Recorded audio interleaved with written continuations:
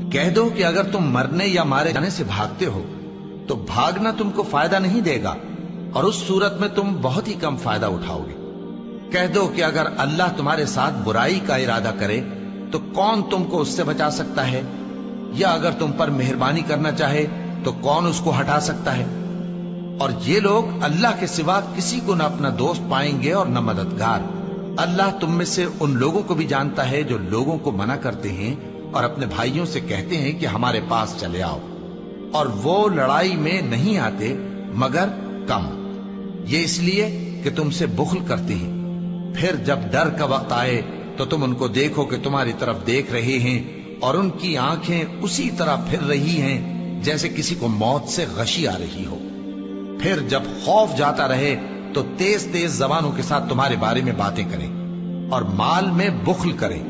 یہ لوگ حقیقت میں ایمان لائے ہی نہ تھے، تو اللہ نے ان کے اعمال برباد کر دیے، اور یہ اللہ کو آسان تھا۔ یہ لوگ خوف کے سبب خیال کرتے ہیں کہ فوجیں نہیں گئیں، اور اگر لشکر آ جائیں تو تمنا کریں کہ کاش خانہ بدوشوں میں جا رہے، اور تمہاری خبر پوچھا کریں، اور اگر تمہارے درمیان ہو تو لڑائی نہ کریں مگر کم۔ مسلمانوں، تم کو اللہ کے رسول کی پیروی کرنی بہتر ہے، یعنی ہر اس شخص کو جسے اللہ سے ملنے اور روز قیامت کے آنے کی امید ہو، اور وہ اللہ کا ذکر کثرت سے کرتا ہو۔ اور جب مومنوں نے کافروں کے لشکر کو دیکھا تو کہنے لگے، یہ وہی ہے جس کا اللہ اور اس کے پیغمبر نے ہم سے وعدہ کیا تھا، اور اللہ اور اس کے پیغمبر نے سچ کہا تھا، اور اس سے ان کا ایمان اور اطاعت اور زیادہ ہو گئی۔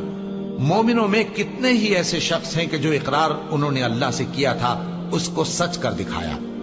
پھر ان میں بعض ایسے ہیں جنہوں نے اپنی نظر پوری کر دی، یعنی جان دے دی، اور بعض ایسے ہیں کہ انتظار کر رہے ہیں، اور انہوں نے اپنے قول کو ذرا بھی نہیں بدلا، تاکہ اللہ سچوں کو ان کی سچائی کا بدلہ دے، اور منافقوں کو چاہے تو عذاب دے یا ان پر مہربانی فرمائے۔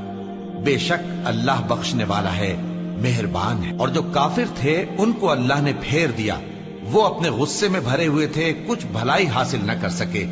اور اللہ مومنوں کے لیے لڑائی میں کافی ہو گیا، اور اللہ زور آور ہے، غالب ہے۔ اور اس نے اہل کتاب میں سے جن لوگوں نے ان کی یعنی مکے والوں کی مدد کی تھی ان کو ان کے قلعوں سے اتار دیا اور ان کے دلوں میں دہشت ڈال دی، تو بعض کو تم قتل کر دیتے تھے اور بعض کو قید کر لیتے تھے،